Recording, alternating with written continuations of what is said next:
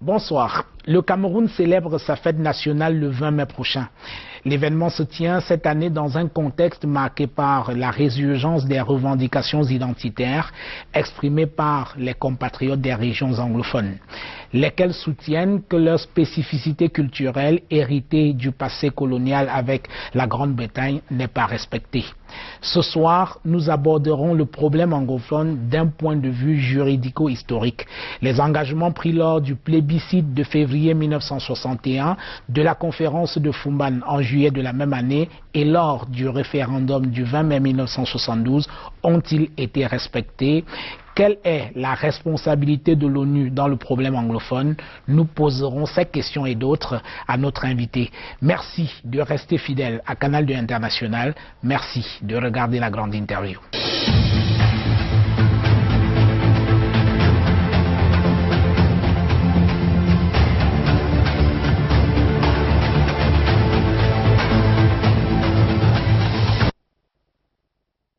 Gloire, bonsoir.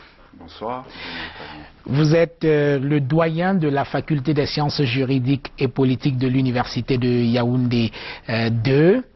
Alors, depuis votre arrivée à la tête donc de la faculté des sciences juridiques et politiques de l'université de Yaoundé 2, vous avez entrepris un certain nombre de réformes et la moindre de ces réformes n'est pas le système de publication des résultats qui a subi une profonde amélioration. Aujourd'hui, à SOA, en faculté de sciences juridiques et politiques, on peut avoir ces résultats après 3 jours ou 4 ou une semaine maximum après les examens.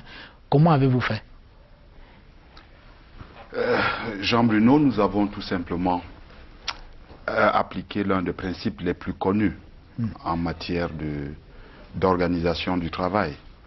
En particulier, celui qu'on appelle la division du travail. Au lieu de faire, comme autrefois, que les 500 personnes et personnalités engagées dans le processus des examens fassent successivement toutes les opérations, à savoir les examens, la surveillance, les opérations matérielles, les corrections, les saisies informatiques. Nous avons simplement spécialisé les tâches, affecté certaines personnes à certaines tâches précises, et cela dès le début des examens. Cela signifie que ceux qui surveillent ne font que surveiller, ceux qui effectuent les opérations matérielles ne font que ces opérations matérielles, les correcteurs sont là.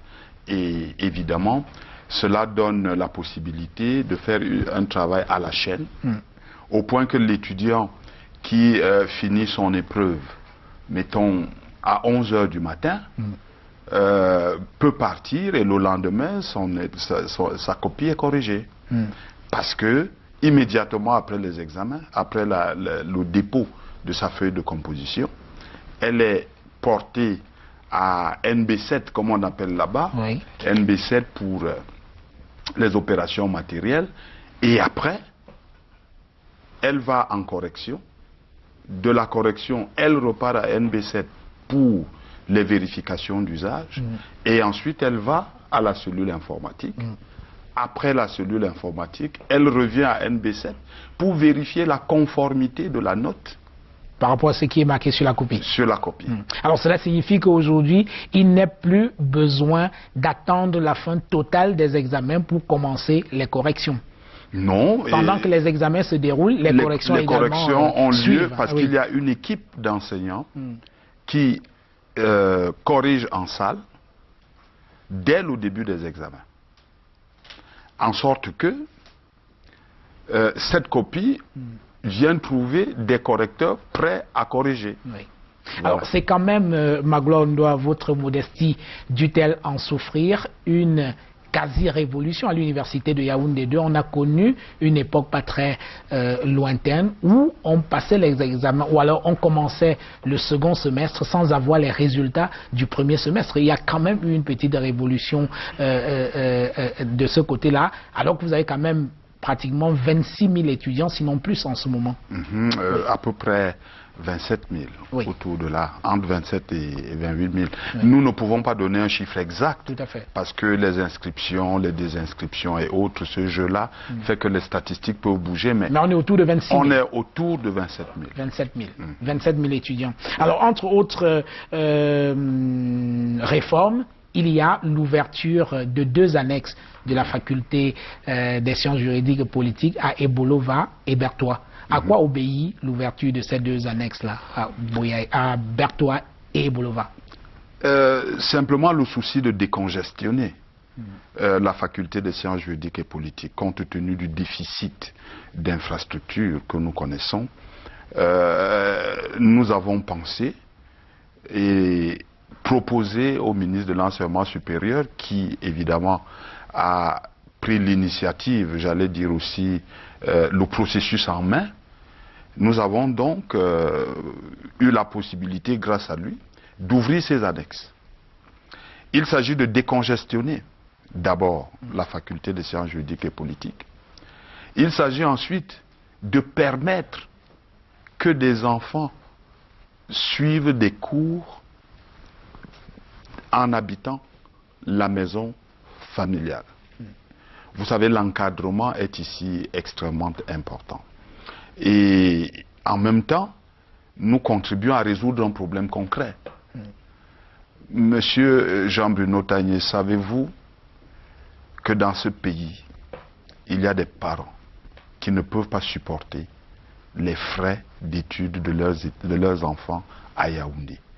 Ils peuvent encore se débrouiller, comme on dit, à trouver les frais d'inscription, mais supporter le logement, la nutrition à Yaoundé est très lourd.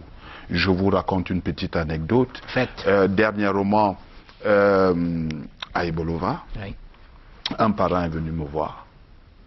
Il ne pouvait pas payer les droits universitaires de son fils. Il est parti donc de son village, à peu près 40 km d'Ebolova, avec une chèvre. Une chèvre? Oui. Et il me dit, monsieur le doyen, vous pouvez vendre cette chèvre et payer les droits universitaires pour mon enfant. C'est vous dire quelles sont les difficultés que les parents rencontrent au quotidien. L'angoisse de la séparation. J'ai trouvé à Ambam des étudiants, des adolescents de 17 ans qui avaient eu le bac avec mention bien, mais qui ne pouvaient pas aller à l'université parce que leurs parents ne pouvaient pas supporter les frais relatifs à leur séjour à Yaoundé. Alors les annexes résolvent ces problèmes-là. Et je pense qu'aujourd'hui, il faut se féliciter de la création de ces annexes, parce que nous avons un nombre assez important d'étudiants déjà dans les annexes. À Bertois, il y en a 1500. À Ebolova, à peu près 950. Ça veut dire que sans ces annexes, nous aurions eu à Yaoundé au moins 2400 nouveaux étudiants. Ce qui aurait contribué à rendre plus pointu, plus aigu les difficultés que nous rencontrons. Alors on voit bien que l'engouement est là, que ce soit à Bertois ou à excusez-moi, à Bertois ou à Ebolova, mais est-ce que les infrastructures à ce niveau-là suivent?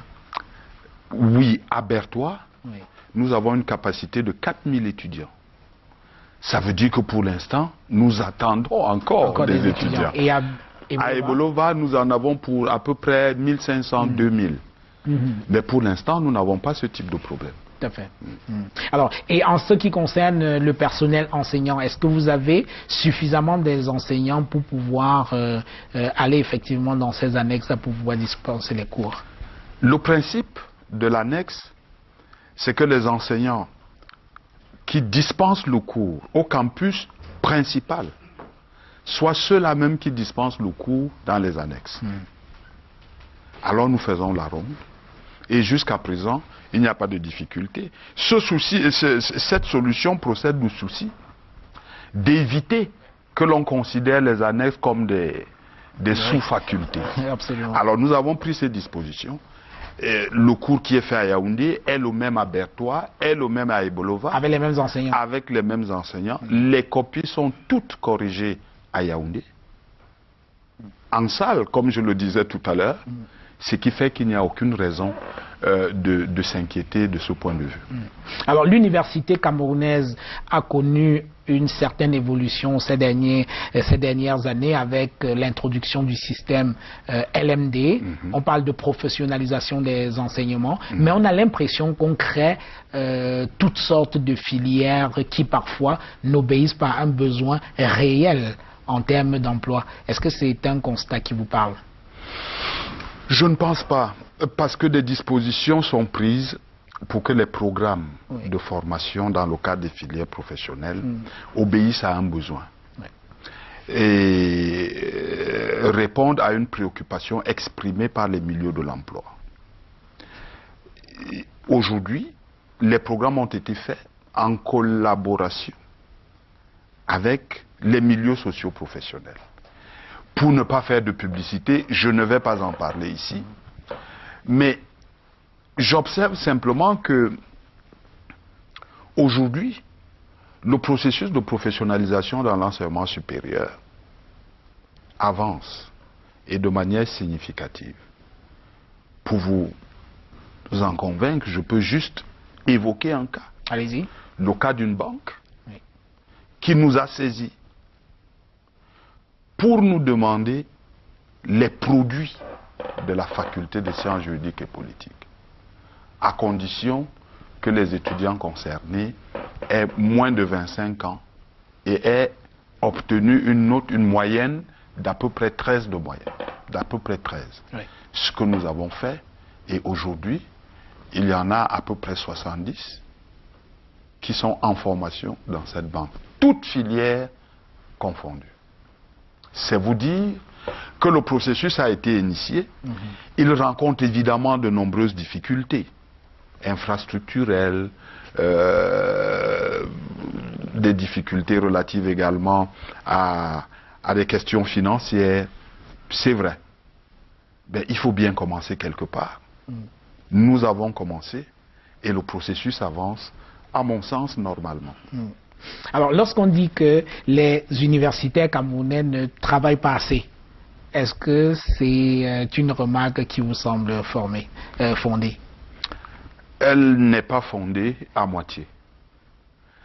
Parce qu'on ne peut pas généraliser le cas des universitaires camerounais. Il y en a qui travaillent énormément. Et je suis bien placé pour le savoir. Évidemment, les critiques ne se fondent que sur certains d'entre eux qui se sont laissés aller, qui ont décroché. Il y en a ici, il y en a en France, il y en a aux États-Unis, il y en a partout. Laissons la France et les États-Unis. Il y en a partout. C'est pour dire, que tout le monde n'a pas la même capacité de travail. Tout le monde ne s'astreint pas à la même discipline. Tout le monde n'a pas les mêmes problèmes. Il y en a qui restent universitaires par conviction et qui s'attellent à mener correctement leur travail, font des recherches. Et il y en a d'autres qui, à un moment donné de l'évolution de leur carrière, décrochent. Ça, c'est un phénomène naturel contre lequel on ne peut rien. Oui, parce que les universitaires, normalement, publient, font de la recherche, comme vous avez dit, publient des ouvrages, analysent les situations dans leurs environnements de manière objective, scientifique. Mais chez nous, on a le sentiment que les universitaires aujourd'hui sont énormément marqués, partisans. Encore une fois, je ne serai pas totalement d'accord avec vous. Parce que vous savez, le cadre d'expression de l'universitaire, ce n'est pas les médias. Ce sont les revues scientifiques. Et elles sont par définition des revues qui ne sont pas accessibles au grand public. Ce qui fait que les publications qui sont faites ne sont pas toujours portées à la connaissance du grand public.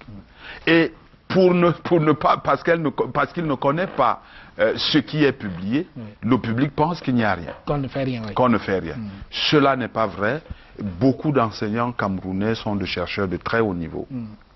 Et d'ailleurs, lorsque nous allons à l'étranger, beaucoup d'entre eux enseignent à l'étranger. ils sont sollicités. Il n'empêche que beaucoup sont également tentés par les sirènes des positions de pouvoir sur le plan politique. Est-ce que ce n'est pas de nature à long terme à fragiliser un peu l'université qui chaque jour se voit vidée de ses meilleurs éléments? Sans vouloir faire insulte à ceux qui sont bien restés. sûr, bien sûr, c'est une question de choix. Oui. C'est une question d'ambition. Il y en a qui n'ambitionnent que de servir l'université. Il y en a qui ont des ambitions plus élevées, qu'on peut comprendre. En tant que citoyens, ils ont le droit de solliciter leur participation à la gestion des affaires publiques à un niveau macro. Ça se comprend. Il y en a d'autres qui sont là. Mais s'il vous plaît, regardons aussi ceux qui restent à l'université. Absolument. Oui. Ne jetons pas seulement l'opprobre sur ceux qui sont partis. Oui. Il y en a d'autres. Oui. Par conséquent, une fois encore, je dois dire que ma conviction est que l'universitaire doit rester universitaire. C'est-à-dire? C'est-à-dire d'abord à l'université. Telle est ma conviction. Et si jamais il arrive qu'il s'exprime à un autre niveau, il faut qu'il soit universitaire là-bas aussi. Oui. Pour moi, c'est absolument important. Il ne sert à rien d'aller à un niveau un peu plus élevé pour reprendre les mêmes arguments développés par tout le monde, c'est-à-dire des arguments qui pourraient être développés par monsieur tout le monde. Oui. Il faudrait qu'en allant là où on va, que l'on se distingue non seulement par la qualité de l'argumentation, la qualité du travail produit et la capacité d'innovation. Mais est-ce que ceux qui cooptent les universitaires sont disposés à entendre le raisonnement scientifique? Parfois, ils veulent aussi entendre ce qui leur fait plaisir, non? Et du coup, les universitaires cèdent à cette tentation-là de plaire. Oui, c'est évident. Mais il appartient aussi à l'université, grâce justement à sa science, de convaincre. Ce n'est pas facile, j'en conviens, mais il est important de dire la vérité scientifique. Parce que c'est celle-là qui demeure. La vérité politique est contingente. La vérité sociale est souvent fausse. Mais la vérité scientifique est éternelle. Merci Magloire Ondoa. Je vous propose qu'on se retrouve dans quelques instants, juste le temps de regarder votre portrait. Qui est notre invité? Etche Omo. Voici l'homme sous la plume de Arnaud Ngefak.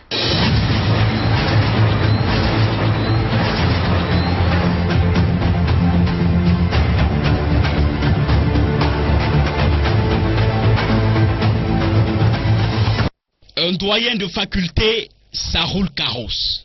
Dernière manœuvre d'une Hyundai, dernier cri, débarquement du professeur Magloire Ondoa. Tout sapé qui retrouve l'un de ses milieux de vie favoris.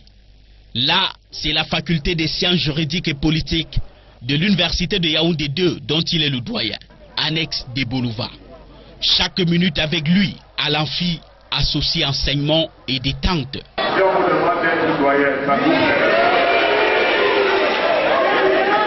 58 ans de vie pleine, dont 37 déjà en milieu universitaire. D'abord comme brillantissime étudiant et ensuite comme enseignant passionné. Étudier le pouvoir à travers seulement la Constitution, c'est raconter des choses qui ne sont pas concrètes.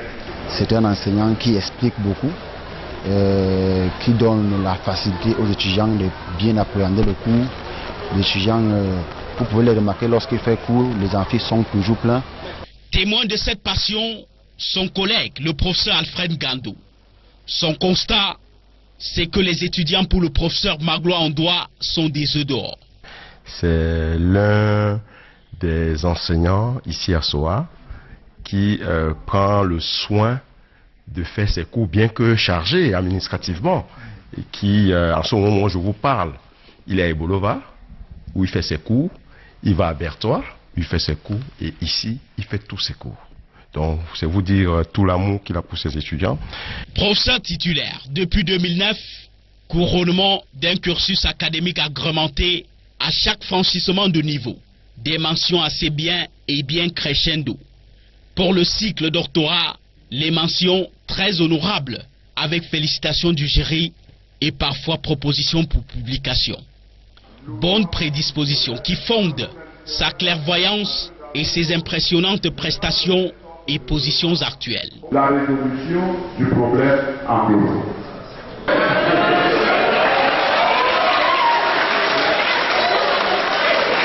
Ondoa Magloire, de naissance, un digne fils de la localité des Phoques, région du centre. Sa femme et ses 4 enfants lui sont chers, autant que tous les autres proches qui le côtoient au quotidien. Virginie Ngono, son assistante depuis quelques années, n'a connu que du bien et de la joie avec lui. Légitimité de témoignage. Il sait que les gens sont autour de lui. Il sait les apprécier. Quand c'est bon, quand ce n'est pas bon, il dit non, il se fâche comme tout bon patron. Mais quand il vous a offensé, il sait demander pardon, ce qui n'arrive pas le plus souvent à certains de nos patrons. Mais lui, il est particulier. Il aime rire, il aime quand les gens rient autour de lui. Vous savez, la vie, elle est tellement difficile que lorsque Dieu vous donne la possibilité de sourire tout le temps, vous en profitez. L'homme aux multiples téléphones. Un téléphone pour ma famille, un téléphone pour mes amis, un téléphone pour ma hiérarchie. Travailleur infatigable, ses œuvres sont à sa dimension intellectuelle. Ses ouvrages font partie des références en matière de droit au Cameroun, en Afrique et même dans le monde. Le plus remarquable, c'est cet ouvrage encyclopédique de 160 000 pages reparti en 250 tonnes, tests et documents du Cameroun, publié en 2013. Le chef-d'œuvre rassemble tout ce que le Cameroun a produit comme loi et règlement de 1815 en 2012, de l'inédit que seuls les génies portent. Et ce, c'est le fruit des sacrifices énormes.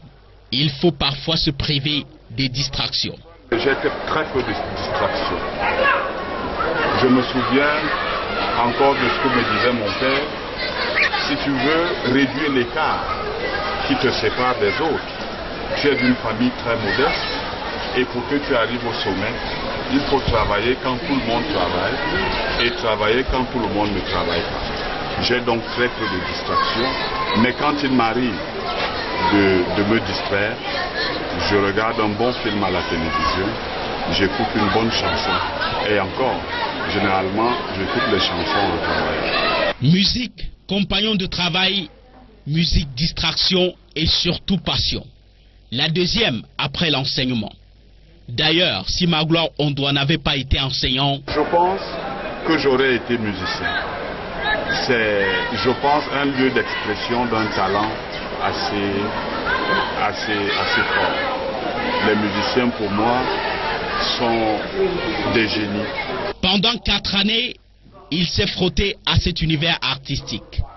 De 2004 à 2008, il a été président de la commission permanente de médiation et de contrôle des organismes de gestion collective, du droit d'auteur et des droits voisins du ministère de la Culture. Fan de foot, il est également équipe préférée FC Barcelone. Et ce sourire de toujours, le professeur Magloire Ondoa, par ce canal. Voilà, retour dans ce studio avec notre invité Magloire Ondoa, doyen de la faculté des sciences juridiques et politiques de l'université de Yaoundé 2. Alors, nous abordons la deuxième partie de cette émission. Le Cameroun va célébrer le 20 mai prochain sa fête nationale. Est-ce que le choix du 20 mai comme date de fête nationale, c'est un choix qui vous semble pertinent? Oui. Pertinent parce que le 20 mai 1972 représente l'aboutissement d'un très long processus qui commence en réalité depuis 1884. Lorsque les Allemands entrent au Cameroun, qu'ils partent en 1916, que le Cameroun soit placé sous la protection internationale après avoir été divisé en deux, qu'il se retrouve en 1961 dans le cadre d'une fédération et qu'il décide de se constituer en un État unitaire par le biais du référendum du 20 mai 1972. Pour moi, c'est la date la plus importante de notre histoire. Oui. Alors, il faut dire que jusqu'à présent, le Cameroun a eu 3 dates de célébration de la fête nationale. Il y a d'abord eu le 10 mai, en rapport avec la mise en place de l'Assemblée législative du Cameroun. Après le 10 mai, on a eu le 1er janvier 1960, 1er janvier, l'indépendance du Cameroun français. Et la dernière date de fête nationale, 20 mai, donc en référence au 20 mai 1972. Ce qui traduit quand même la particularité du Cameroun, parce qu'en général, dans les pays qui ont une histoire plutôt linéaire ou simple, la date d'indépendance est la date de la fête nationale, dans beaucoup de pays africains. Oui, mais le problème ici, c'est que je suis de ceux qui pensent que le Cameroun n'a pas de date d'indépendance. Notre Cameroun actuel. Oui. Notre Cameroun actuel, peut-être allons-nous y revenir, Oui. et que parce qu'il a été constitué par 2 entités, initialement ensemble, Oui. par la suite séparées, et à nouveau réunies, nous avons la date du 1er janvier 1960 que l'on considère comme étant celle de l'indépendance du Cameroun français. Oui. Et le 1er octobre 1961, parce que l'on oublie souvent de souligner qu'en 1961, le 1er octobre, il y avait 2 éléments majeurs. D'abord, l'indépendance du Cameroun britannique, méridional, oui. je préfère l'appeler ainsi, oui. et le rattachement au Cameroun français. Il y avait donc 2 éléments dans un. Et ça, c'est absolument important. De sorte que si nous voulons aujourd'hui faire coïncider la date de notre fête nationale avec celle de l'indépendance, nous aurions bien du mal. Oui. Et en tout cas, la date du 1er janvier serait automatiquement disqualifiée. Oui. Parce que ne représentant que, entre guillemets, la date de l'indépendance du Cameroun français. Et par contre, parce que n'engageant pas la partie anglophone. Or, il faut bien que cette date que nous retiendrons comme pour fête nationale, représente un événement important à la fois pour la communauté francophone et la communauté anglophone. On avait donc le choix, soit le 1er octobre 61, à mes yeux, parce que c'est la date de la création de l'État du Cameroun actuel. J'espère que nous y reviendrons. Oui, nous y reviendrons. La date de la création du Cameroun actuel et le 20 mai. Les autorités ont choisi le 20 mai pour des raisons qui leur sont propres, qui sont évidemment défendables, qui sont à mon sens pertinentes, mais nous avions le choix. Et s'il fallait ajouter une autre date à celle-là, j'aurais proposé que ce soit le 1er octobre 1961. Alors vous parliez tout à l'heure du Cameroun français et du Cameroun britannique. Il faut dire que cette partition du Cameroun date de 1916, cette division provisoire du Cameroun. Du 20 février 1916, lorsque oui, le général Dobel oui. et le général Emmerich pour la France, Dobel pour la Grande-Bretagne, se réunissent à Douala et divisent le Cameroun en 2. C'est la fin de la domination de l'Allemagne sur le Cameroun. C'est la fin de la domination de l'Allemagne qui vient de perdre la guerre. Absolument.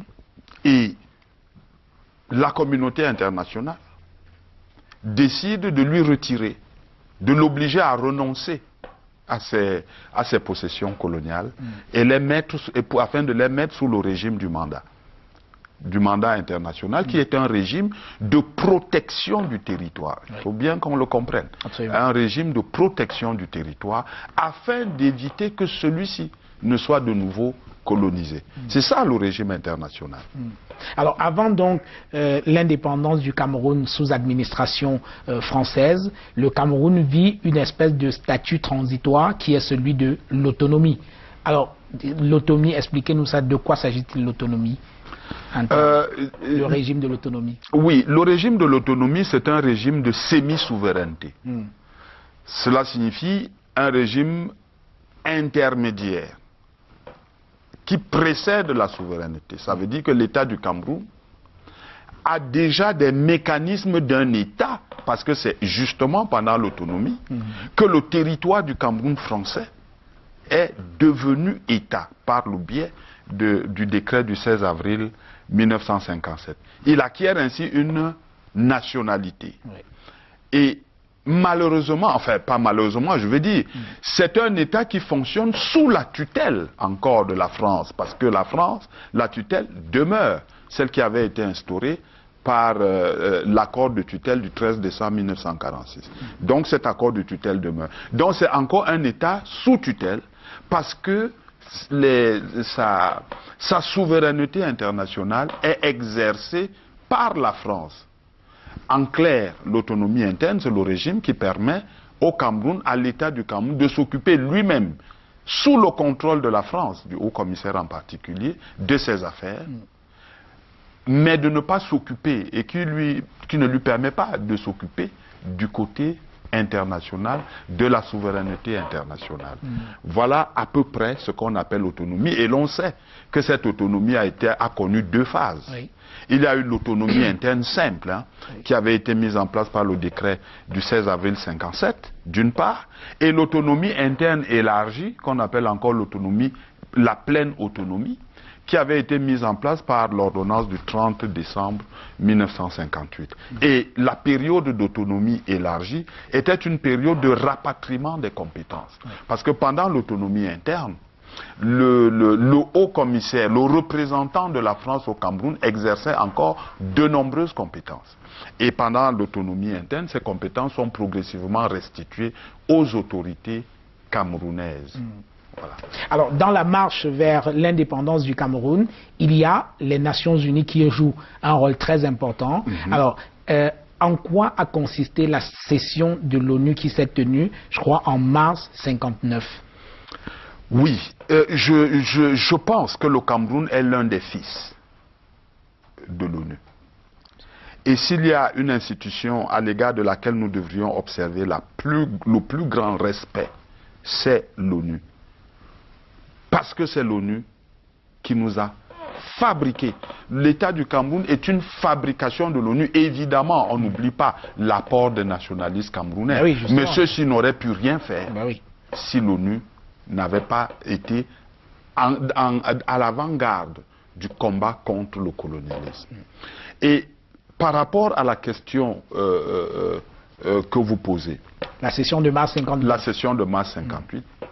De mars 59 qui a lieu en fait du 13 février 59 au 14 mars 59. C'est une session pendant pratiquement un mois. Pendant un mois, 2 jours comme de nuit, l'Assemblée générale des Nations Unies s'est penchée sur le problème camerounais. Et pendant cette session, il était question de discuter des problèmes du Cameroun et évidemment de les régler de manière à accélérer le processus d'accession du Cameroun français et britannique à la souveraineté. Seulement, pendant cette session, le problème anglophone, je veux dire la partie anglophone, avait posé des difficultés qui avaient obligé l'ONU à différer son cas pour s'occuper principalement du cas du Cameroun français.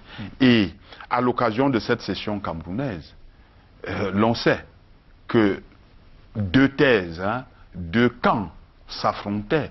D'une part, le camp de l'UPC, qui était soutenu par l'Égypte, le Ghana, l'URSS, l'Albanie, et le cas, j'allais dire, et le camp de Amadou Ahidjo, Premier ministre du gouvernement du 18 février 58, comme on aimait bien l'appeler ainsi, et le gouvernement, soutenu par la France et les amis de la France. Les deux camps se sont affrontés, j'allais dire, sous l'arbitrage de l'ONU.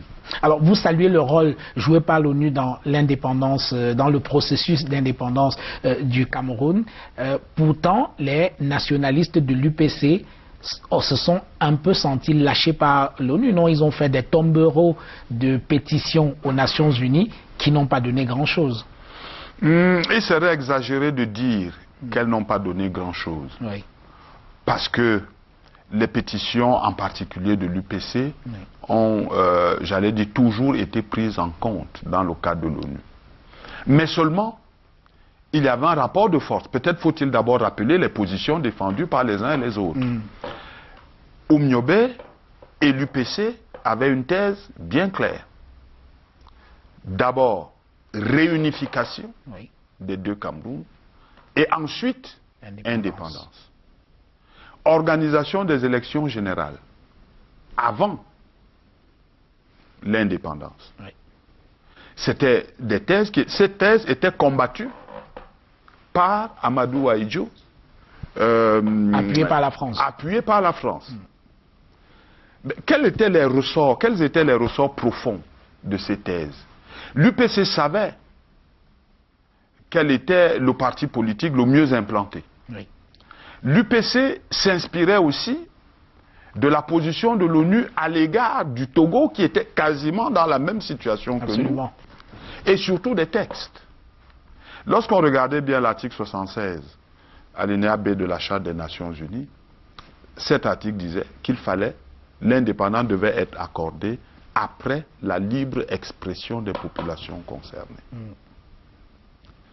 Et l'UPC s'est senti un peu lâché, pour reprendre votre mot, parce que sa thèse n'avait pas été retenue, celle de l'organisation préalable d'élection générale. Mais il faut le dire, les statuts, la charte des Nations Unies prévoyait la libre expression des populations concernées, c'est-à-dire le référendum. Mais le référendum était-il encore pertinent dans le contexte du Cameroun? C'est là le problème. D'abord, il s'avère que la date de l'indépendance, ou plutôt l'indépendance du Cameroun, avait été en fait déjà annoncée. La situation était donc différente de celle du Togo. Elle était annoncée d'abord par Amadou Ahidjo, immédiatement après son investiture en tant que Premier ministre, le 18 février 58. Lors de sa première allocution à l'Assemblée législative, il avance la date du 1er janvier comme date de l'indépendance. L'Assemblée législative vote même une résolution demandant à la France et aux Nations Unies d'accorder l'indépendance au Cameroun. À partir de là, la question de l'indépendance n'était plus véritablement discutée. Le principe de l'accession à l'indépendance n'était plus discuté. Et par conséquent, l'ONU considérait que l'organisation d'un référendum, encore pour un problème déjà réglé, était devenue inutile. Et c'est ainsi que la question de l'organisation des élections générales a glissé pour devenir l'organisation des élections législatives. Et à partir de là, nous n'étions plus dans le problème, dans l'application de la Charte des Nations Unies. Nous étions dans une question de politique intérieure. Et l'ONU était toujours très prudente quand il s'agissait des questions de politique intérieure. D'où son silence peut-être quand quand l'administration française a interdit l'UPC, qui est immédiatement entré en clandestinité. Oui, en 1955, lorsque l'UPC est interdite, le problème, on n'est pas déjà à la session camerounaise, parce que c'est en 1959. D'accord. Nous sommes d'accord sur ce point. Mais seulement, lorsque l'UPC est interdite, l'ONU, il faut peut-être préciser ce qu'étaient les pouvoirs de l'ONU. L'ONU était l'organisation qui assurait la tutelle, mais avait donné mandat, j'allais dire délégation de pouvoir à la France pour assurer cette tutelle sur le Cameroun au nom de l'ONU. L'accompagner à son indépendance. L'accompagner à son indépendance. Et sous le contrôle de l'ONU. Ça veut dire que techniquement, l'ONU ne pouvait intervenir au Cameroun que par le biais de la France. Or, la France n'était pas très favorable aux thèses défendues par l'UPC. L'UPC, au départ. On verra que par la suite, elle changera, justement sous la pression de l'ONU. et des autres acteurs internationaux. Alors vous le disiez tout à l'heure, Amadou Ahidjo devient donc Premier ministre en 58. Il prend la place de André-Marie Mbida, le tout premier Premier ministre camerounais, qui n'aura pas mis beaucoup de temps là. Et dans un de vos écrits, vous parlez d'un coup d'État de Amadou Ahidjo. Oui. Il y a coup d'État, effectivement, à mon sens, oui, au sens juridique du terme. Oui. Parce que là, le coup d'État est fait par l'ordonnance du 1er janvier 1960. Oui. Le jour de la proclamation de l'indépendance, Amadou Ahidjo prend une ordonnance dans laquelle il précise, d'abord c'est assez bizarre, oui, qu'un Premier ministre prenne une ordonnance. Dans le domaine du droit, c'est quand même un peu particulier, mais là encore, on peut lui accorder le bénéfice du doute, puisque la loi du 31 octobre 59 lui donnait, en tant que Premier ministre du gouvernement investi, comme on disait le 18 février 58, la possibilité de prendre des ordonnances pour la mise en place des institutions du nouvel État.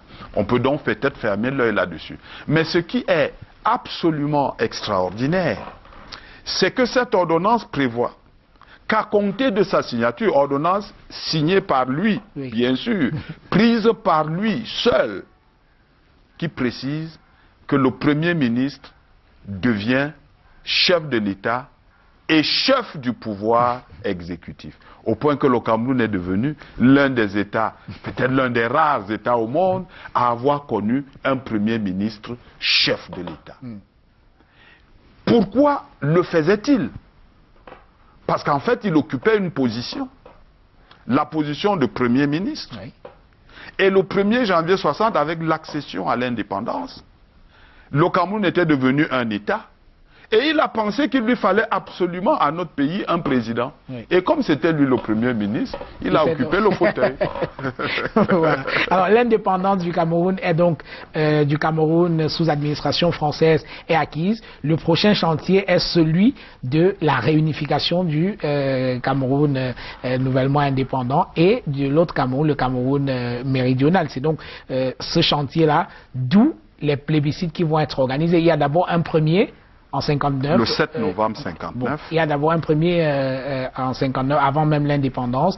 Alors celui de 59, c'était quoi le but? On a l'impression que l'administration britannique voulait absolument récupérer ou alors renvoyer une partie du territoire camerounais au Nigeria. D'où ce plébiscite de 59. Oui, pour bien comprendre le plébiscite du 7 novembre 59, oui, il faut savoir que le Cameroun britannique avait été lui-même divisé, oui, par la constitution Littleton en 1954. Il y avait donc en fait deux Cameroun britanniques. Le Cameroun septentrional, comme on avait appelé en anglais, on parlait de Northern Cameroun, et le Cameroun méridional, qui était le Southern Cameroun. Oui. Alors, ce Cameroun-là, le Cameroun septentrional, était beaucoup plus attaché au Nigeria que l'autre partie. Par conséquent, lorsque se pose la question de l'indépendance, l'ONU envoie au Cameroun septentrional une mission de visite. C'est comme cela que ça s'appelait, selon le terme technique, pour dire quelle est la situation exacte. Au retour de cette mission, le rapport de cette mission affirmait l'idée selon laquelle tout le Cameroun septentrional était favorable au rattachement au Nigeria. Mais cette thèse avait été discutée et comme un accord ou elle n'avait pas convaincu tout le monde, l'ONU décide donc d'organiser un plébiscite pour le Cameroun septentrional seulement oui, à l'exception du Cameroun méridional. Et ce plébiscite a donné des résultats spectaculaires qui ont démenti le rapport de la mission de visite. Oui. Pourquoi? Parce qu'au terme de ces résultats, il y avait 113 000 votants. Et la question était simple, et la question était double. Voulez-vous être indépendant en vous rattachant au Nigeria, ou voulez-vous que ce problème de rattachement au Nigeria soit remis à plus tard? À plus tard, oui. Voilà les deux questions qui étaient posées. Et ils ont choisi la deuxième option. 40 000 ont choisi le rattachement au Nigeria sur les 113 000 et 70 000 environ ont choisi de repousser le dossier, le problème à plus tard. Oui. Ce qui évidemment allait en contradiction claire avec les rapports de la mission de visite. C'est d'ailleurs la raison pour laquelle l'ONU va décider d'organiser un autre plébiscite les 11 et 12 février 1961. Voilà justement, le deuxième plébiscite les 11 et 12 février 1961. Et cette fois, il y a également deux questions adressées aux Camerounais aux deux parties anglophones, aux deux parties du Cameroun britannique. Le Northern Cameroun et le Southern. Parce que dans le premier, c'était uniquement pour le Cameroun septentrional, pour le Northern Cameroun. Alors là, il y a eu un plébiscite commun, avec des questions identiques. Et les deux questions étaient les suivantes. Voulez-vous être indépendant en vous rattachant au Nigeria? Ou voulez-vous être indépendant en vous rattachant à la République du Cameroun? Les résultats avaient été également là aussi spectaculaires. Parce que dans la partie septentrionale, c'est-à-dire dans le Northern Cameroun, les résultats étaient les suivants. Il y avait 245 000 qui avaient voté pour le rattachement au Nigeria et 97 000 qui avaient voté pour le rattachement à la République du Cameroun, c'est-à-dire à l'ancien Cameroun français. Et dans le Cameroun méridional, il y avait eu 333 000 votants en faveur du Cameroun, du rattachement au Cameroun, et 97 000 pour le rattachement au Nigeria. Ainsi perçu, si les résultats avaient été donnés globalement, les deux Camerouns, septentrional et méridional, auraient été rattachés à la République du Cameroun. Alors, et c'est pour cela que les résultats ont été contestés par Amadou Ahidjo et même par un certain nombre de leaders anglophones, Foncha, Calais et tous les autres. Tout à fait. Et Ahidjo va donc, pour cela, constituer une mission diplomatique chargée de sillonner les capitales occidentales afin d'expliquer que les résultats, en particulier au Cameroun septentrional, avaient été quelque peu faussés par l'administration britannique. C'était ça. Et il engage dans une mission diplomatique qui va sillonner toutes les capitales. Il va d'ailleurs faire un discours le 31 mai. Le 31 mai, tout à fait. Où il va considérer la date du 1er juin comme une date, comme un jour de deuil national. Il parle de fraude et tout ça. Alors, est-ce qu'en dehors de ce discours d'Amadou Ahidjo, il y a eu un acte formel en direction des Nations Unies pour contester les résultats? Oui, il y a eu cet acte non seulement à l'Assemblée générale des Nations Unies, mais de manière encore plus significative devant la Cour internationale de justice. Et c'est d'ailleurs cette affaire qui est déjà célèbre aujourd'hui et que l'on connaît sous le nom de affaire du Cameroun septentrional. Donc, et qu'est-ce qui se passe? Amadou Ahidjo engage donc un procès devant la Cour internationale de justice contre la Grande-Bretagne, le Royaume-Uni de Grande-Bretagne. Ce qui est amusant, c'est que il demande que la Cour internationale de justice fasse une déclaration selon laquelle la Grande-Bretagne aurait faussé les résultats au Cameroun septentrional. Alors la Cour internationale de justice lui dit non. Notre fonction n'est pas de faire des déclarations. Notre rôle, c'est trancher les litiges. Et pour qu'il y ait litige, il faut qu'il y ait un différend. Et le différend suppose que vous ayez un intérêt. Quel est l'intérêt du Cameroun dans ce procès? Et je dis, non, moi, je veux juste qu'on déclare que la Grande-Bretagne a triché. Pour parler de manière un peu triviale.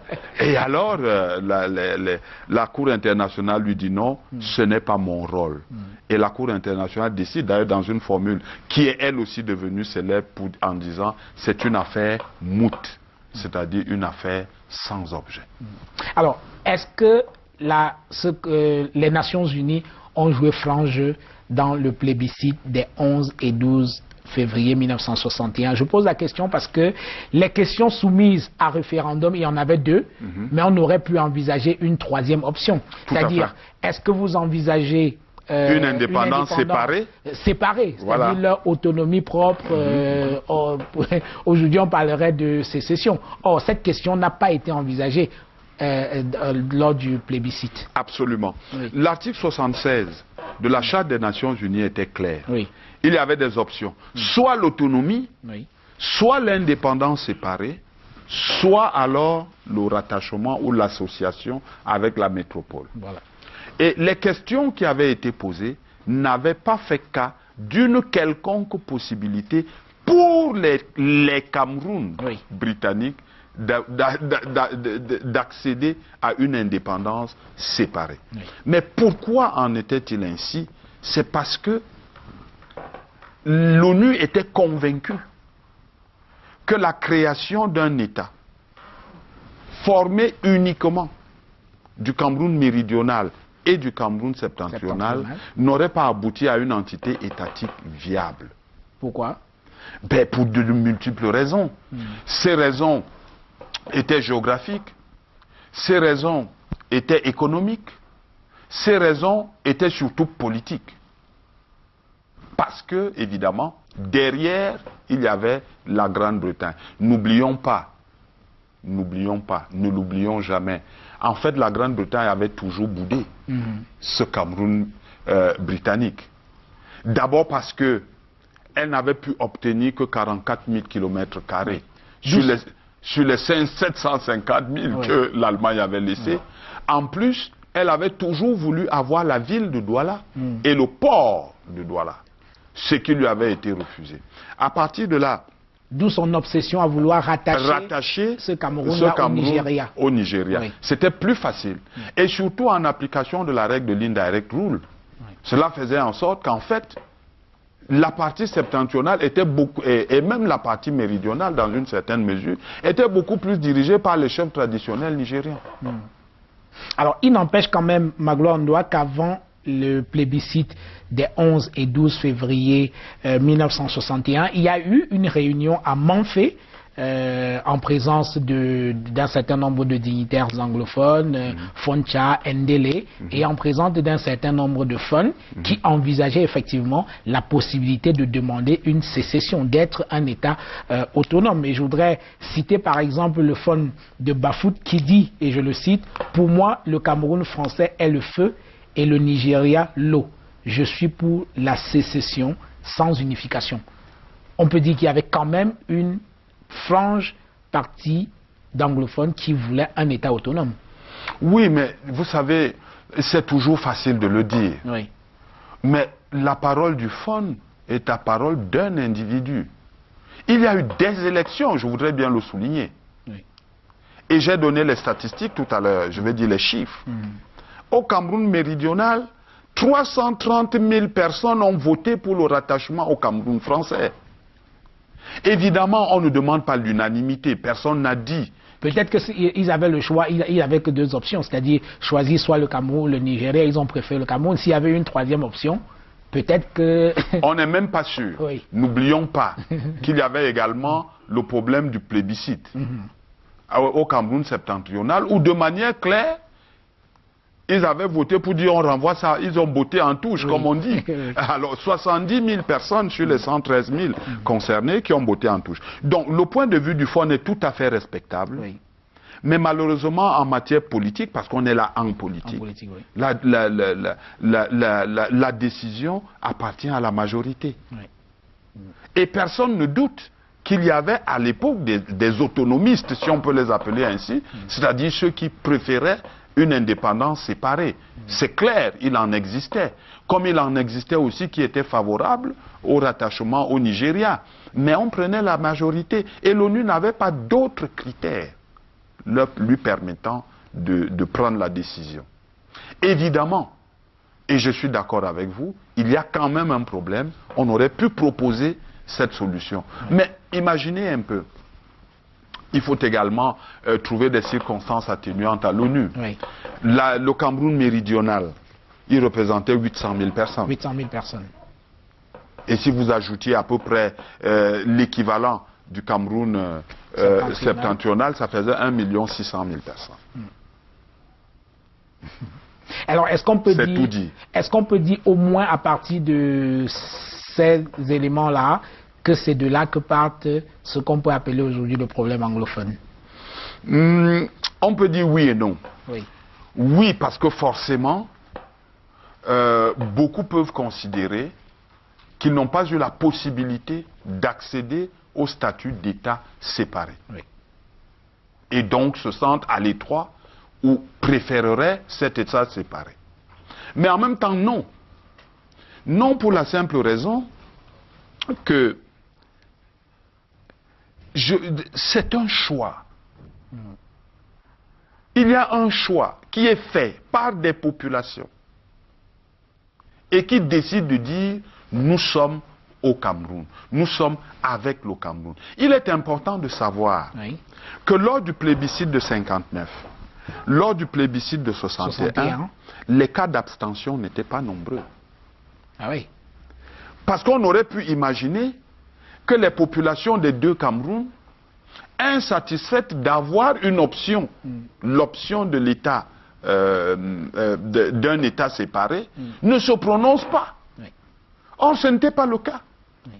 Alors, entre autres arguments qui avaient été évoqués effectivement par Ahidjo et puis Foncha et tous les autres pour contester le résultat des élections dans le Cameroun septentrional, du plébiscite dans le Cameroun septentrional, c'était le fait que les citoyens de cette partie du Cameroun, du Northern Cameroun, avaient été énormément sollicités. Pendant cette période-là, il fallait participer aux élections générales au Nigeria. Il y a eu pas mal de scrutins qui... les autorités camerounaises, Ahidjo, estimaient que c'était trop pour ces seules populations-là de participer à autant d'élections et que cela a pu fausser leur choix. Oui, mais ce n'était pas le plus brillant des arguments avancés par Amadou Ahidjo. Il faut bien se le dire. Ce n'était pas le plus brillant parce que Ahidjo avait une aversion particulière pour les élections. Et d'ailleurs, c'est la raison pour laquelle il n'organise pas lui-même un référendum pour le Cameroun français. Oui. On aurait pu également concevoir qu'il demande aux Camerounais voulez-vous accueillir vos frères, mais il ne l'a jamais fait. Oui. Il a considéré qu'il était d'accord pour cela et que par conséquent le Cameroun était d'accord. Oui. Il y avait une sorte de personnification du pouvoir qui était assez forte chez Amadou Ahidjo, qui faisait en sorte qu'en fait il ne recourait au peuple que vraiment lorsque cela l'arrangeait et surtout lorsque il ne pouvait pas faire autrement. Ça, c'est également important. Mais je voudrais bien qu'on m'explique, Bruno Tagné, en quoi la multiplicité, la multiplication des scrutins était un problème ou alors pouvait contribuer à fausser un résultat. Oui. Je ne vois pas très bien la relation. Alors, après donc ces plébiscites et puis le rattachement du Southern Cameroun au Cameroun français devenu indépendant le 1er janvier 1960, Ahidjo va maintenant, avec ses partenaires anglophones, mettre en place les bases de l'État fédéral, d'où la conférence de Fumban. Je vous propose qu'on en parle tout à l'heure, professeur, le temps de prendre cette petite pause.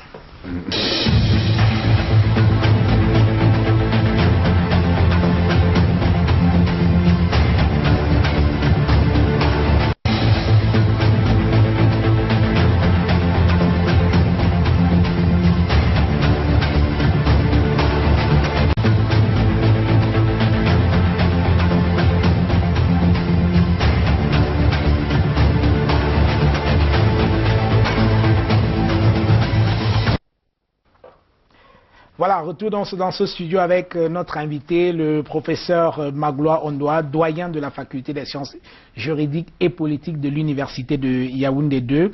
Donc, après donc ces plébiscites, Amadou Ahidjo et les anglophones vont mettre en place les bases de l'État fédéral, d'où la conférence constitutionnelle de Fumban du 17 au 21 juillet 1961.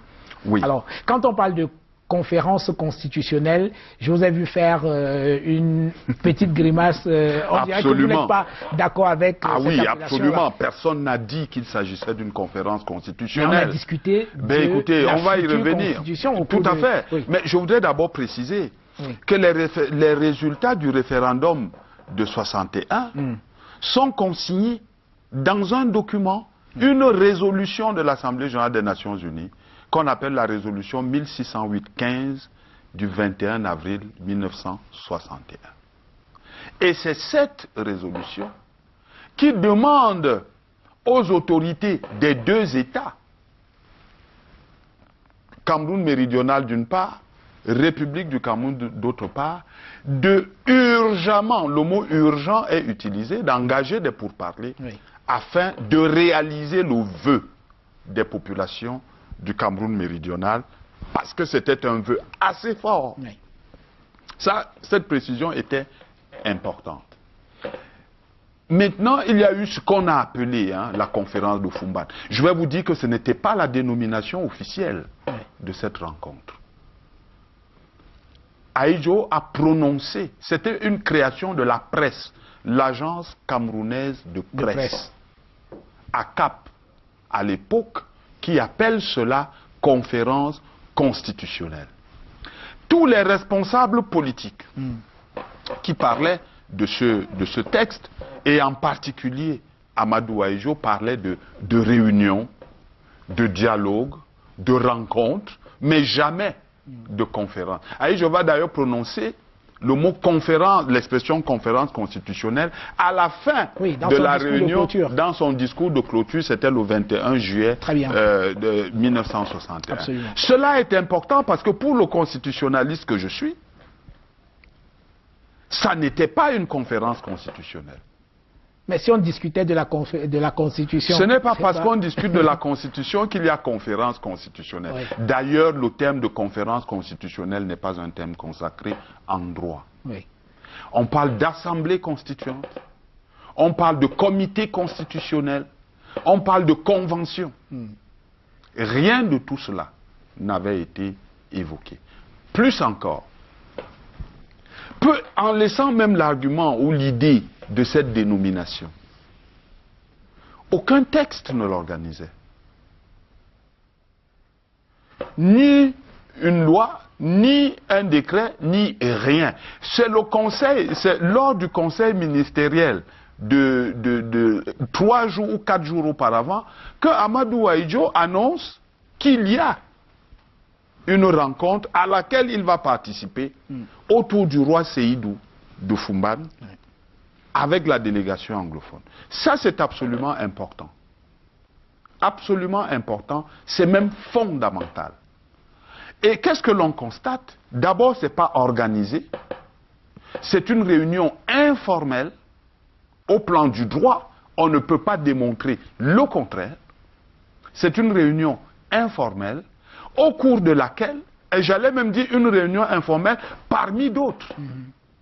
Parce que vous avez évoqué tout à l'heure la réunion de Manfé, c'est vrai, ils s'étaient déjà rencontrés, Amadou Ahidjo, John Goufoncha, Emmanuel Ndele, Ngom Joa, Tandin Mouna, ils s'étaient rencontrés à Fumban, et je veux dire à Manfé, ils se sont rencontrés à Boya plusieurs fois, ils se sont rencontrés à Yaoundé plusieurs fois, Foncha et Amadou Ahidjo se sont rencontrés de nombreuses fois et toujours autour du représentant du Royaume-Uni de Grande-Bretagne. Il y a même eu une réunion avant ça à Bamenda où toute la délégation anglophone, où tous les leaders du Cameroun méridional s'étaient retrouvés autour du représentant du Royaume-Uni de Grande-Bretagne. Ça veut dire qu'au plan du droit, Fumban, c'était bien, mais ça n'était pas du droit. Oui, mais au cours de cette rencontre, appelons ça rencontre... Je préfère réunion. Au cours de cette réunion, on a quand même discuté de la future constitution fédérale. Il y a eu des propositions parce que la partie anglophone a été un peu surprise au cours de cette réunion que le texte constitutionnel soit présenté par Amadou Ahidjo. Beaucoup ne l'avaient pas. Par contre, Foncha, lui, il avait déjà eu le texte de la part de Ahidjo, mais il ne l'avait pas présenté aux autres. Je dirais que ce n'est pas totalement exact. Mais s'il découvre le texte là-bas, qu'avait-il fait à Manfé? Qu'avait-il fait à Bamenda? Qu'avait-il fait avec Ahidjo plusieurs fois? Non, c'est surréaliste de le penser. En réalité, il y avait des positions divergentes, personne ne peut en douter. Oui. Mais il y avait également un texte consensuel qui avait constitué la première mouture du document qui avait été présenté à Fumban. Oui. Alors, je vais même aller plus loin. Allez-y. Pour vous dire que certains responsables anglophones, je pense à Emmanuel Ndele, oui, qui pendant longtemps, avec son KPP, Cameroon People's Party, avait discuté, avait été favorable au rattachement au Nigeria. Oui. Il était pro-Nigeria. Il était pro-Nigeria. Oui. Il s'était reconverti. Il a assisté à la réunion de Fumban. Il a même proposé que le Cameroun, que l'union des deux Cameroun ne se fasse pas sous la forme d'une fédération. Et qu'on l'on aille immédiatement à la forme unitaire. Et de ce point de vue, il avait été visionnaire. Parce qu'il disait, cette fédération-là a tous les ingrédients d'une fédération qui posera problème. Oui. Oui. Alors, on sort donc de cette conférence de Fumban avec un texte constitutionnel, un poste de vice-président qui va revenir plus tard à Foncha, Ahidjo étant le président de la République. Mais Ahidjo, visiblement, est plus avancé sur le dossier que ses compatriotes anglophones. Est-ce qu'on peut dire qu'il a piégé les anglophones? Ben, je vais répondre, je vais d'abord donner une réponse cynique. Oui. Même s'il l'a piégé, c'était de la politique. Oui. On était là dans la politique. Et il est important de le dire. Chacun venait avec ses arguments.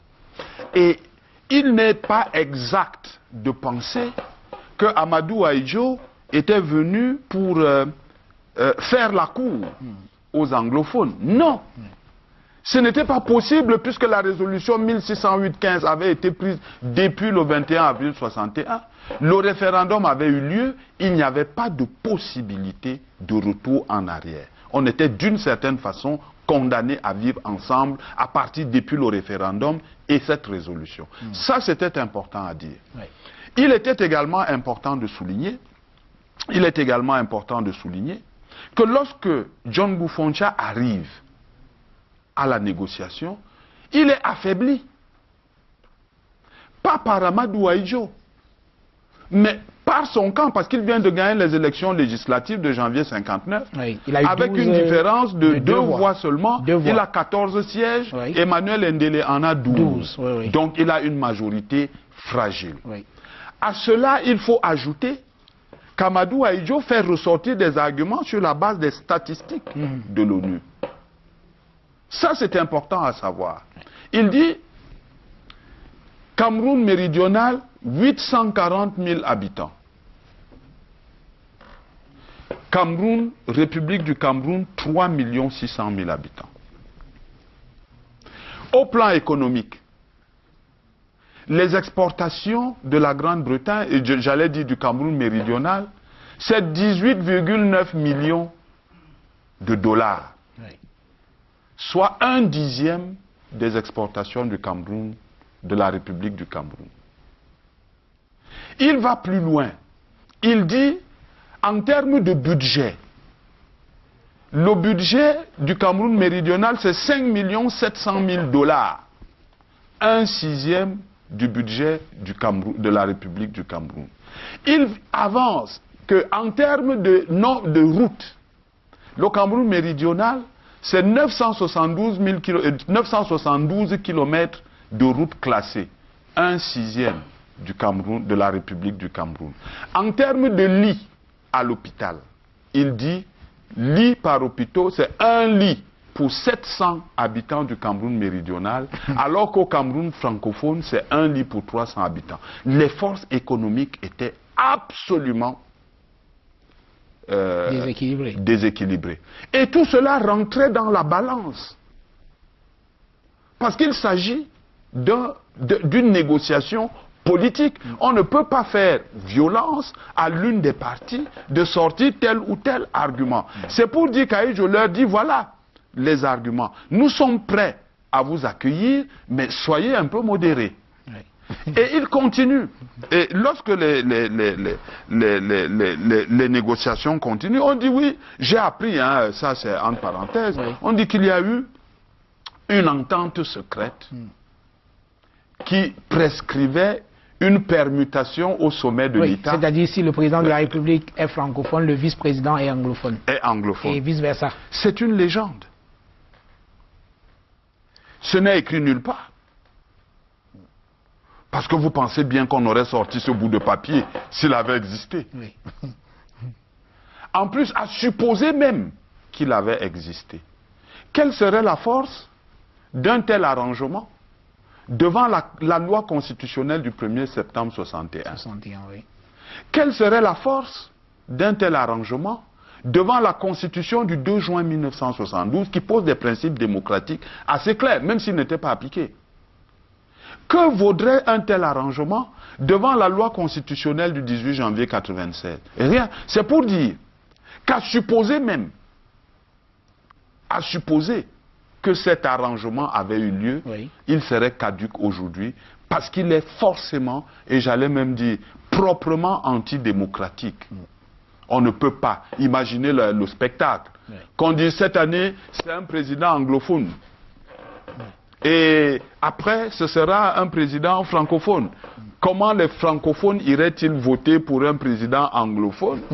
Et comment les anglophones voteraient-ils pour un président qui ne peut être que francophone? Non, ça ce sont les ingrédients. Ce sont des choses qui ne peuvent pas, à mon sens, être envisagées. D'accord. Alors, Ahidjo réalise donc le coup parfait en 72, le 20 mai, lorsqu'il réalise l'unification, cette fois-là, le référendum du 20 mai 1972. Et dans la foulée, il supprime le poste de vice-président, le poste de premier ministre. Il a violé les ententes quand même, oui, même si ce n'était pas consigné dans un texte. Vous pensez quand même que les anglophones n'ont pas dû être contents de perdre le poste de vice-président. Ils devaient se contenter désormais de celui du président de l'Assemblée nationale qui devient le successeur constitutionnel du président de la République. Non. Moi, je ne regarde pas le problème sous cet angle.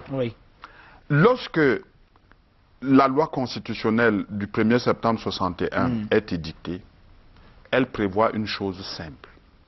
Le président de la République du Cameroun devient, et c'est écrit, président de la République fédérale. Le premier ministre du Cameroun méridional devient le vice-président de la République. C'est important et il faut souligner que John Goufoncha, pendant longtemps, a d'ailleurs cumulé cette fonction de vice-président avec celle de premier ministre du Cameroun méridional. Absolument. Ça, c'est bon à souligner. Mais maintenant... Là, nous sommes dans le cadre de la fédération. Bien sûr, bien sûr. Mais maintenant, selon la loi constitutionnelle de 61, en cas d'empêchement du président de la République fédérale, c'est le premier ministre qui, et je vais dire le vice-président, qui assure l'intérim. Très bien. Mais quel est en réalité, par rapport à ce problème de la succession, en cas d'empêchement, il n'y avait eu aucun changement en 72, puisque le président de l'Assemblée nationale, dans la constitution primitive de 1972, était celui qui assurait l'intérim en cas d'empêchement définitif du président. Et ce président de l'Assemblée nationale, c'était qui? C'était un anglophone. Donc en fait, même en supprimant la fonction de vice-président, Ahidjo avait préservé la possibilité pour un anglophone d'assurer l'intérim à la présidence. Cette disposition ne disparaîtra qu'en 1979. En 1979, lorsque le Premier ministre devient le dauphin constitutionnel. C'est ce qui permet au président Biya d'accéder à la magistrature. Bon. Alors, et donc, l'État unitaire est donc proclamé en 72. Alors, 45 ans aujourd'hui, après la proclamation de l'État unitaire, comment peut-on expliquer qu'une partie du Cameroun, en l'occurrence la partie anglophone du Cameroun, se considère toujours marginalisée? Ça veut dire qu'il y a quelque chose qui n'a pas marché, non? Oui, en tout cas, rien n'est parfait. Ça, je comprends bien cela. Mais vous savez, que certains pensent qu'ils ont des problèmes est tout à fait normal. Oui. Mais qu'ils pensent que ces problèmes sont liés à leur appartenance linguistique me pose problème.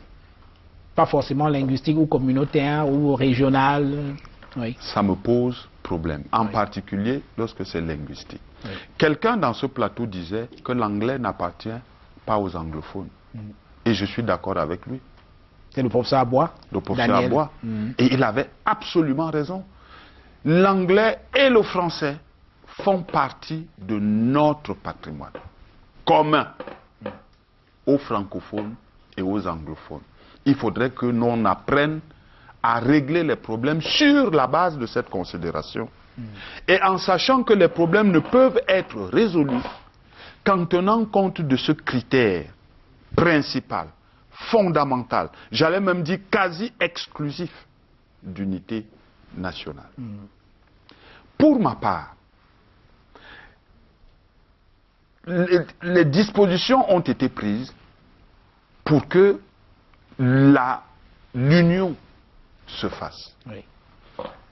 Au niveau de la langue, l'égalité est parfaite. Je dis bien l'égalité juridique. Oui, l'égalité a été proclamée dans la Constitution de 61 déjà. Absolument. De septembre 61. De 72. Égalité entre le français et l'anglais. On est bien d'accord. Mais Très dans bien. les faits, ça c'est l'égalité juridique. Oui. Oui. Mais dans les faits, Oui. il faut tenir compte de ce que le fait que le français soit plus répandu ne signifie pas qu'on a marginalisé l'anglais.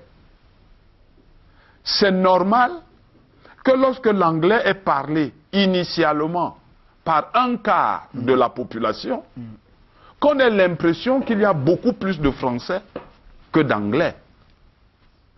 Je voudrais bien que l'on s'entende là-dessus. Absolument. Le français est parlé par les 3/4 de la population camerounaise et l'anglais par 1/4. Donc normalement, on devrait entendre beaucoup plus de français que d'anglais. Oui. Ça, c'est important. Il ne faut pas oublier que la Constitution, depuis 1961, a toujours précisé que les lois, la législation applicable dans les États fédérés, c'est-à-dire au Cameroun occidental, c'est-à-dire l'ancien Cameroun méridional, et au Cameroun oriental, c'est-à-dire au Cameroun français, demeure applicable tant que elle n'a pas été abrogée. Oui. Cette disposition existe en 61. Elle existe en 72 dans la Constitution primitive. Oui. Elle existe encore aujourd'hui dans la loi constitutionnelle du 18 janvier 96, article 68. Voilà un autre aspect important. Je continue. Pendant longtemps, les anglophones ont bénéficié de l'équilibre régional. On n'a pas souvent souligné cela. Et pourtant, c'est une réalité. Alors, au vu de tous ces aspects, si j'ajoute encore des épiphénomènes, comme par exemple à l'université, il y a 8 universités, 2 anglophones et une moitié, parce que Yaoundé 2, c'est une université bilingue. Bilingue, oui. Donc ça ferait 2 universités et demie. Il y a donc un effort qui a été fait pour que la cohabitation entre les communautés anglophones et francophones ait une réalité. Mais je suis d'accord de penser qu'on aurait pu faire davantage. Notamment, s'il faut prendre un exemple, en faisant en sorte qu'on passe de cet État unitaire avec 2 systèmes de droit. C'est une hérésie. Oui. Absolument. Comment peut-on parler d'État unitaire avec 2 systèmes de droit différents, parce que ne l'oublions pas. 2 systèmes éducatifs différents également. Ne l'oublions pas, Bruno Tagné, un État, c'est un auteur qui avait dit un État, c'est d'abord un ordre juridique. Alors lorsque vous avez un État, avec deux systèmes de droit, il y a problème. Soit on choisit un et on applique à tout le monde, soit on crée un système de droit, non pas un système de droit constitué des deux systèmes mélangés. Mélangés, pour en faire un seul. Pour en faire un seul. Et c'est ce que nous n'avons pas été capables de faire depuis 61. Oui, nous n'avons pas été capables de le faire. Et on en paye le prix aujourd'hui. On en paye le prix aujourd'hui parce que pour moi, et il n'est pas trop tard. Disons que l'idée existait. Lorsqu'on regarde bien les dispositions de cet article, dit, tant qu'elle n'a pas été abrogée, il y a donc un mouvement d'unification du droit qui est envisagé à travers les abrogations. Et lorsque vous regardez par exemple le code de procédure pénale, il intègre l'habeas corpus, qui n'a rien à voir avec le système de droit d'inspiration française. Donc il y a quand même cette idée. Mais ce que je pense qu'on aurait pu faire, et qu'on doit même faire, et qu'on sera obligé de faire, Jean-Bruno Tagné, obligé, on ne passera pas en dehors de cette solution. Créer un comité de codification constitué de juristes de toutes les tendances qui vont faire un état du droit applicable à gauche, anglophone et francophone, et en faire une synthèse. C'est la solution, on ne passera pas, on n'ira pas, on ne fera pas autrement. Il faut éviter ici de prendre des solutions, de préconiser des solutions qui peuvent à terme nourrir la séparation. Mais oui, justement, parce que parmi les solutions qui ont été envisagées jusqu'à présent, on a décidé par exemple de créer une section de la Common Law à l'ENAM, où on va former, j'imagine, des magistrats qui vont servir dans les parties anglophones. Mais à un moment donné, on risque d'avoir plus de magistrats que de justiciables. Où est-ce qu'ils vont travailler tous ces magistrats qu'on va former chaque année? À long terme, ça va poser problème aussi. Absolument.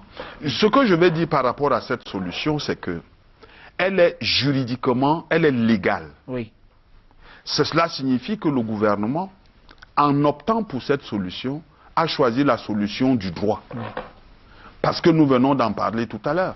L'article 68 de la loi constitutionnelle de 96 laisse encore applicable l'ancien droit du Cameroun occidental, comme on l'appelait à l'époque de la Fédération, qui était en réalité le droit de l'ex-Cameroun méridional, et qui est un mélange à la fois de droit d'origine, d'inspiration anglo-saxonne et nigérian.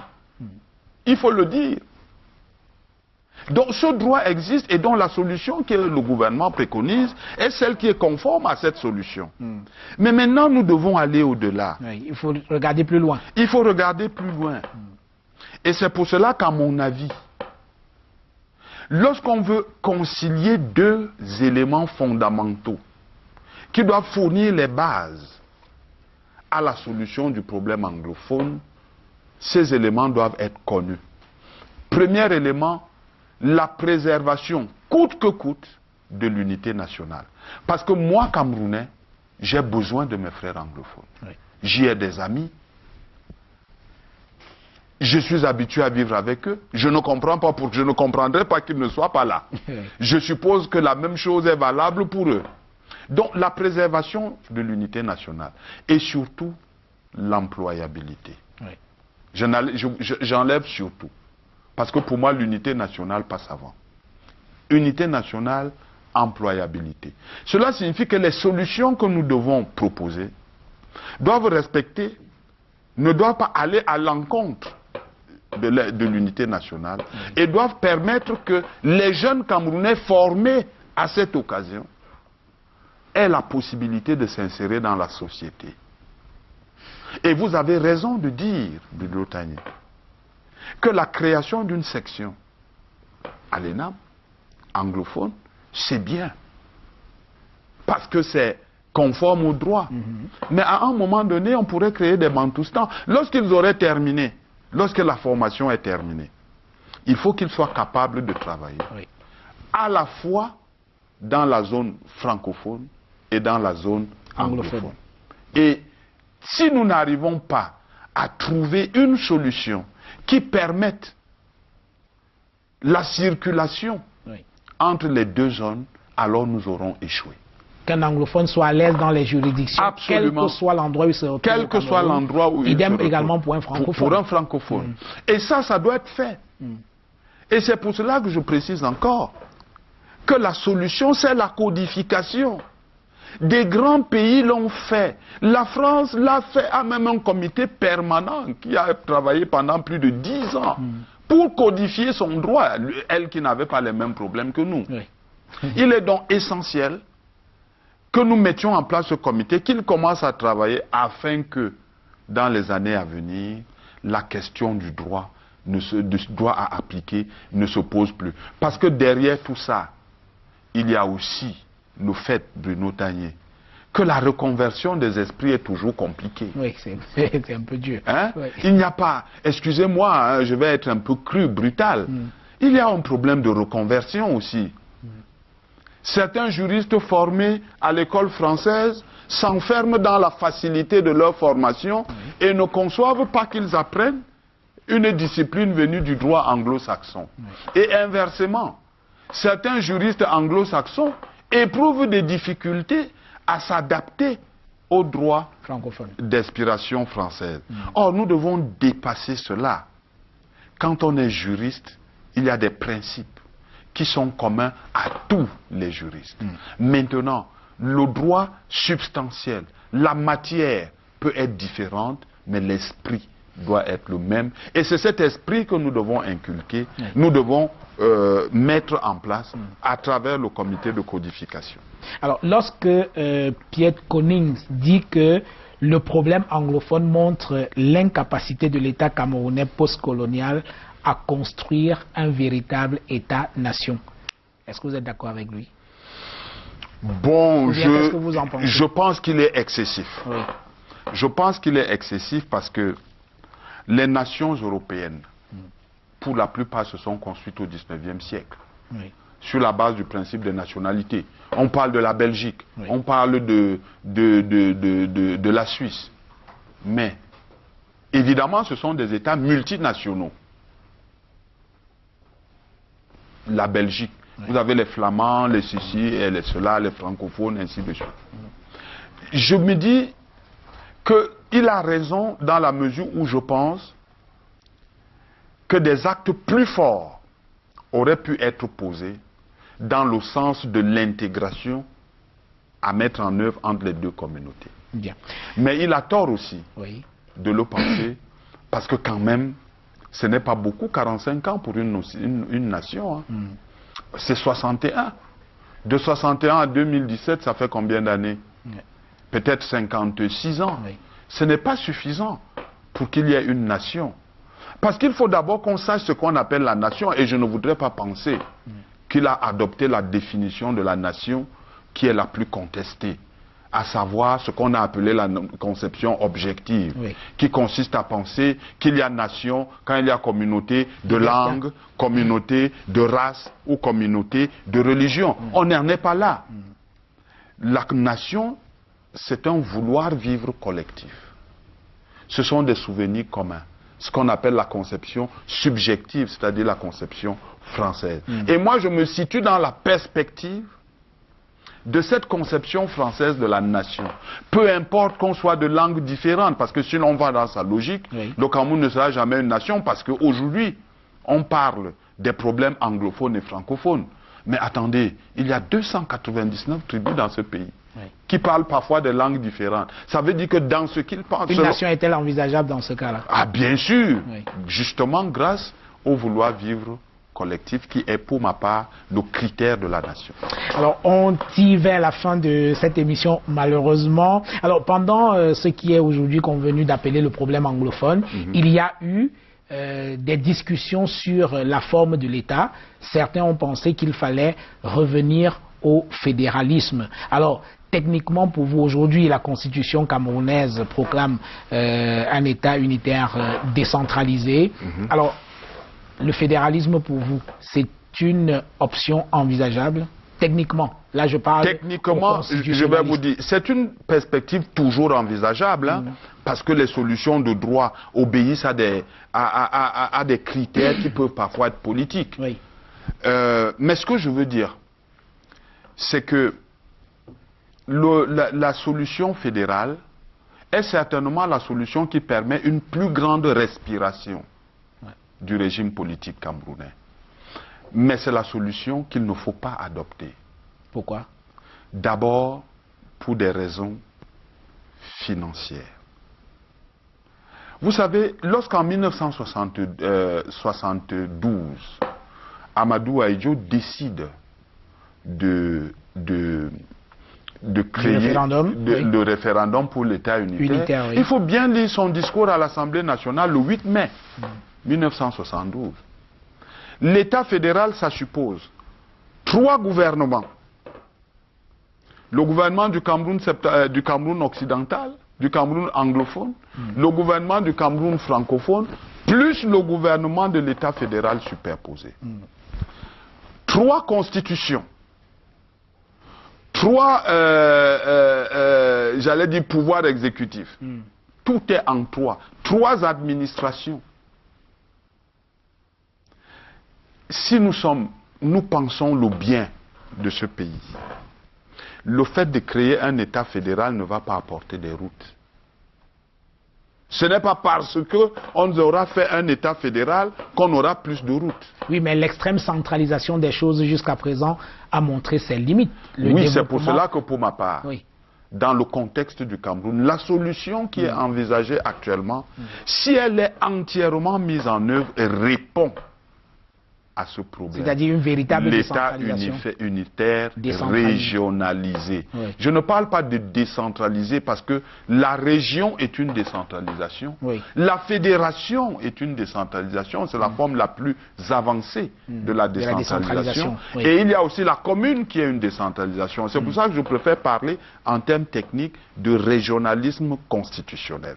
C'est-à-dire par la création des régions qui sont des unités territoriales de développement économique et social, ayant des pouvoirs définis par la Constitution et gouvernés par des responsables élus par ces populations, à savoir le président du conseil régional et le conseil régional. Si nous allons vers cette solution, nous avons un État qui respire. Parce qu'il y a distribution du pouvoir, il y a décentralisation du pouvoir et donc libération des énergies en vue du développement. Ça veut dire concrètement que pour ma part, très rapidement, l'émission est terminée. Au lieu d'aller vers un fédéralisme onéreux, au lieu de rester dans un État unitaire centralisé, nous avons la solution dans l'État régional, c'est-à-dire dans l'État autonomique, c'est-à-dire encore dans le régionalisme constitutionnel, à condition de le mettre en œuvre. Je m'en voudrais de ne pas vous poser cette dernière question, Magloire Ondoa, sur le Conseil constitutionnel prévu par la Constitution du 18 janvier 1996 et qui jusqu'à présent n'a pas encore été mise en place. Alors est-ce que, très rapidement je vous prie, est-ce que le Conseil constitutionnel dans l'architecture institutionnelle du Cameroun, c'est une institution qui est vraiment importante? Oui. On en a besoin. On en a besoin, mais je veux dire que quand on dit qu'il n'y a pas de Conseil constitutionnel, ce n'est pas tout à fait exact. Nous n'avons pas un organe appelé Conseil constitutionnel, mais la fonction de la juridiction constitutionnelle est exercée. La nuance est importante. Donc c'est une institution qui a toute sa place aujourd'hui. Elle a toute sa place. Il est important qu'elle fonctionne effectivement. Et si on en avait eu le temps, on aurait pu en parler, parce que c'est aujourd'hui l'élément central de toute démocratie. Parce qu'on a évolué de la démocratie majoritaire à la démocratie constitutionnelle, au sein de laquelle le Conseil constitutionnel joue un rôle de régulateur. Si vous me donnez une minute, j'ajoute très rapidement. J'ajoute que la majorité, ce n'est pas la vérité. Et c'est ça le principe. Parce que, comme le disait un député français, Léniel, un député français de Bouches-du-Rhône, qui disait à un de ses collègues socialistes à l'époque où la droite était triomphante, il disait « Vous avez juridiquement tort parce que vous êtes politiquement minoritaire. Parce que dans la démocratie majoritaire, c'est la majorité qui l'emporte. Alors qu'avec la démocratie constitutionnelle, cette dictature de la majorité est contrôlée et soumise au respect de la Constitution grâce au Conseil constitutionnel. Toute dernière question en 10 secondes, Magloire Ondoa, sur le Conseil constitutionnel. On a l'impression que le constitutionnaliste camerounais a lui-même tué le Conseil constitutionnel en faisant que ses membres soient nommés pour un mandat de 9 ans. Oh, mais c'est pas là la chose la plus grave. L'inamovibilité aurait été une bonne chose. Non, pour ma part, c'est pas là la chose la plus grave. Oui. C'est que le Conseil constitutionnel a été anesthésié. Voilà. Il a été anesthésié par quoi? Par exemple, lorsqu'on dit on a choisi le contrôle de constitutionnalité par voie d'action, qui ne peut être ouvert qu'au président de l'Assemblée nationale, Sénat, et puis 60 députés et 60 sénateurs. En France, c'est la même disposition, même si elle a évolué. Les 60 députés, c'est parce qu'il y en a il y a 577 députés à l'Assemblée nationale. Chez nous, il y en a 180. Or, ce sont les députés de l'opposition qui saisissent en général le Conseil constitutionnel. Donc là, c'est mort. Là, vous voyez que nous n'avons même pas déjà à l'Assemblée nationale 60 députés de l'opposition. Donc, on en reste là, professeur. Juste le temps de vous présenter quelques ouvrages qui nous ont permis de préparer cette émission et permettre également à nos téléspectateurs de poursuivre la réflexion. Il y a cet ouvrage de quelqu'un que vous connaissez certainement, Pascal Boniface, Les intellectuels faussaires, le triomphe médiatique des experts en mensonges. C'est un livre que j'adore. Ah oui. Le titre, il est violent. Il est vraiment provocateur. Oui, il est provocateur et le livre lui-même, il est magnifique. Alors, il y a cet autre livre, Cameroun, état des lieux et perspectives d'avenir, une nouvelle vision du futur. Bernard Pwepi, c'est un livre qui parle de l'histoire du Cameroun. Dans cet ouvrage, il parle également du problème anglophone. Le professeur Daniel Aboua. Bien sûr, un éminent historien. Voilà, il était sur ce plateau un peu avant vous. André-Marie Bida, premier ministre camerounais. Excellent ouvrage, je l'ai lu et relu. Voilà, très bon livre, nous l'avons reçu ici, c'est la deuxième fois que nous présentons ce livre. Ce livre également, nous l'avons déjà présenté, un de vos collègues, Ila Boya, Cameroun 1884-1985, 100 ans d'histoire. 100 ans d'histoire, c'est notre ami Julius Ngor. Voilà. Brillant ouvrage également. Je l'ai eu au téléphone il y a quelque temps, je négociais sa présence dans cette émission, ça n'a pas marché. Bon, ce sera pour une autre fois. Voilà. Il y a ce pavé, c'est énorme, la lettre de la réunification au peuple camerounais, historique du cinquantenaire 1961. C'est un document qui a été produit par les services de la présidence de la République lors de la célébration des cinquantenaires. Voilà, et dirigé par Oswald Baboké. Voilà, c'est très intéressant. Pendant cette émission, vous avez dû voir défiler un certain nombre de photos. C'est là-dedans que nous avons tiré. Il y a des discours, par exemple, le discours de clôture de la conférence de Fumban, d'Amadou Ahidjo, son adresse à la République lorsque le Cameroun septentrional s'est rattaché au Nigeria. Donc c'est un document important que je vous conseille, je ne sais pas où on le trouve, j'ai eu la chance de l'avoir il y a quelques années déjà. Voilà, merci d'être venu dans cette émission. Traditionnellement, nous remettons un cadeau à tous ceux qui acceptent de venir nous rendre. Eh bien, celui-là est déjà énorme. J'espère que vous prenez du café pour quelqu'un Non, qui pas de travaille. café, du lait chaud. Ah, jamais de café, jamais d'alcool, jamais de cola. On m'a dit que vous ne dormez jamais avant 3 heures du matin. Comment vous faites? J'ai été comme ça formaté. Je n'arrive plus à dormir avant 3 heures du matin. Et je ne dors pas sans avoir lu quelques pages. Ok, écoutez, ce sera pour votre, ce sera pour mon lait. Votre lait chaud.